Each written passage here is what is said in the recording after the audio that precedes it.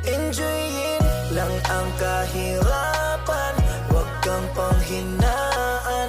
Darating at darating din tayo sa ating inaasam. Tuloy lang, Panginoon ay di tayo iiwanan. Magtiwala ka lang, di ka niya iiwanan. Basta magtiwala ka lang, di ka niya iiwanan.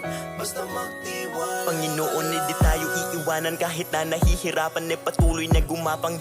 Ituloy mo lang kung anong nasimulan, huwag magkatubili o magalangan. Maniwala sa sarili, umabante at di baling dahan-dahan. Importante, umuusad lang nang walang inaapakan. Danas na ako sa lahat, paghihirap at bigat, makikita sa balat, sa kaliwat ugat, kung paano katawa'y pinaiyak. Sa bawat pagpataka merong aral at inspirasyon na tumatak, dahilan kung ba't patuloy akong